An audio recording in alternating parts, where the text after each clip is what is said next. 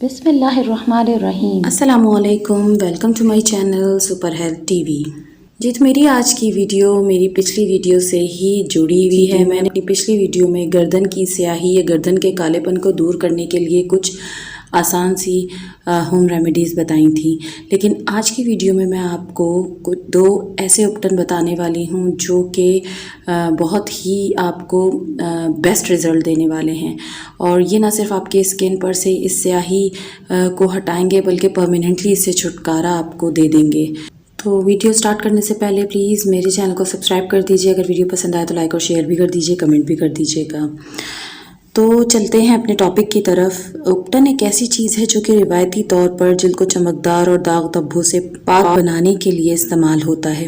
ये जिल्द को बहुत साफ़ करता है, रंगत को निखारता है और सिर्फ हमारे चेहरे का रंग बहुत साफ़ हो जाता है, ये हमारे हाथ, पाँव, बाजू, गर्दन हर चीज़ को निखार देता है। कि गर्दन की स्याही को दूर करने के लिए जो मैं आपको उपटन बता रही हूँ उसमें पहला उपटन जो है वो भी बहुत बेहतरीन आपके लिए साबित होने वाला है। अगर इसमें से कोई चीज़ आपको एलर्जी ना करती हो और आपको ये तमाम चीज़ें सूट करती हों तो ये एक बेहतरीन चीज़ है आपके लिए।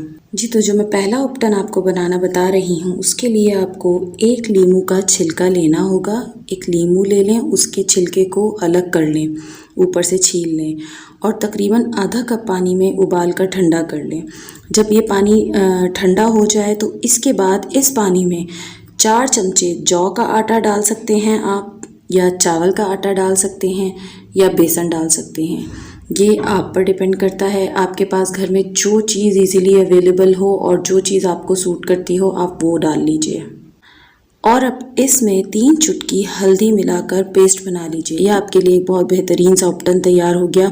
अब इस पेस्ट को जो है वो गर्दन पर अच्छी तरह से मसाज कीजिए। तकरीबन इस तरह मसाज कीजिए कि आप 5-10 मिनट हल्का हाथ से मसाज कीजिए और फिर उसको थोड़ा सा लगा कर छोड़ दीजिए। फिर थोड़ी सी क्वांटिटी लेकर हल्का सा मसाज करें और फिर आप उसका यही 1-2 मरतबा करने के बाद आप उसको 15 से 20 या आधे घंटे के लिए छोड़ दें जब तक वो कम्प्लीटली ड्राई ना हो जाए। फिर जब वो ड्राई हो जाए तो उसके बाद उसमें स्प्रे बॉटल से स्प्रे कीजिए या कोई पानी के छींटे मारकर उसके बाद उसको सर्कुलर मोशन में आप उसको मसाज करते हुए उतार लीजिए और फिर नेक को वॉश कर लीजिए। और ये इस बात का ज़रूर ख्याल रखिएगा कि आप जो मॉइस्चराइज़र यूज़ करें उसका इंतखाब आपके लिए बहुत अहम है। आप कोई अच्छी क्वालिटी का मॉइस्चराइज़र यूज़ कीजिएगा और याद से उसमें कुछ कतरे अर्के गुलाब के भी शामिल कर लीजिएगा। आप इसका इस्तेमाल करना शुरू कीजिए, आपको इसका इफ़ेक्ट फ़ौरन नज़र आना शुरू होगा। और हमेशा याद रखिए जब स्किन से रिलेटेड प्रॉब्लम्स में या स्किन के लिए हल्दी यूज़ कर रहे हों तो आप वो हल्दी यूज़ करना बेस्ट है जो कि बाज़ार से साबुत मिलती है। और तकरीबन आपने सिर्फ एक हफ़्ता आप रेगुलर रूटीन पर आप रोज़ाना ये वाला उपटन बनाकर इसका इस्तेमाल करते हैं तो आपको बहुत ही बेहतरीन फ़ायदा नज़र आने वाला है।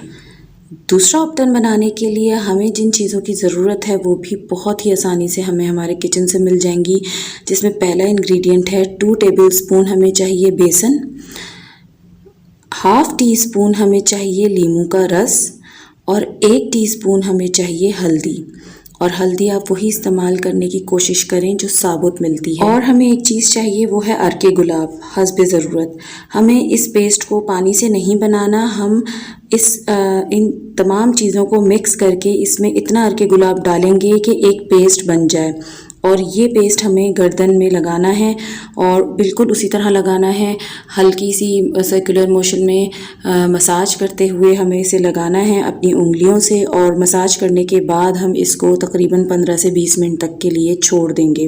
ये पेस्ट गर्दन पर जब सूख जाए तो उसके बाद इसको रगड़ के मत उतारिएगा, इस पे पानी का स्प्रे करके बहुत ही इसको हल्की हल्की सर्कुलर मोशन में इसको मसाज करके इसको साफ़ कर लीजिएगा और फिर नेक वॉश कर लीजिएगा। और इसके बाद भी याद से अच्छा सा मॉइस्चराइज़र ज़रूर अप्लाई कीजिएगा। हल्के गर्म पानी से अपनी गर्दन को धोइएगा और कम से कम आप हफ्ते में 2 मरतबा ये वाला उपटन इस्तेमाल कीजिए और उसके बाद आप इसका रिज़ल्ट देखिए, आपको बेहतरीन रिज़ल्ट मिलेंगे। बेसन में जिंक मौजूद होता है जो कि हमारी स्किन इन्फेक्शन से फ़ाइट करता है और स्किन को किसी भी किस्म के इन्फेक्शन से बचाता है और अगर कोई इन्फेक्शन हुआ हो तो उसे भी ख़त्म करता है।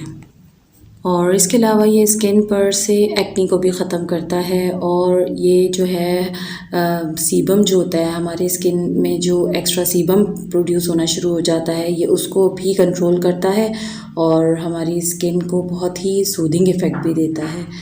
और ब्राइटन अप तो ये हमारी स्किन को करता ही है। और ये स्किन के लिए एक बेस्ट एक्सफोलिएटर का काम भी करता है। इसके अलावा ये स्किन से जो है वो ऑयल को रिड्यूस करता है, एक्टी ख़त्म करता है। और ये जो है वो टैनिंग जो हो जाती है, ये कालापन जो चेहरे पर आ जाता है, गर्दन पर, हाथ पैरों पर आ जाता है, इसको भी दूर करता है। और लीमू का भी हम सब जानते हैं कि इसमें नेचुरली विटामिन सी की बहुत ही ज़्यादा मिक़दार मौजूद होती है और ये एक बेहतरीन एंटीऑक्सीडेंट का काम करता है। ये स्किन के डैमेजेस को कंट्रोल करता है। इसके अलावा ये प्रीमेच्योर एजिंग को भी कंट्रोल करता है और एंटी फंगल प्रॉपर्टीज़ रखता है। ब्लीचिंग एजेंट मौजूद होते हैं जिसकी वजह से ये स्किन लाइटनिंग का भी काम करता है।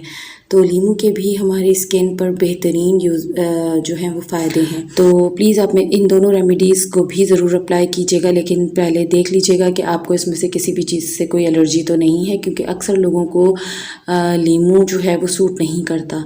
तो आप पैच टेस्ट पहले ज़रूर कर लीजिएगा। और अगर मेरी वीडियो पसंद आई हो तो प्लीज़ लाइक, शेयर, सब्सक्राइब ज़रूर कर दीजिएगा। मिलते हैं अपनी नेक्स्ट वीडियो में। अल्लाह हाफ़िज़।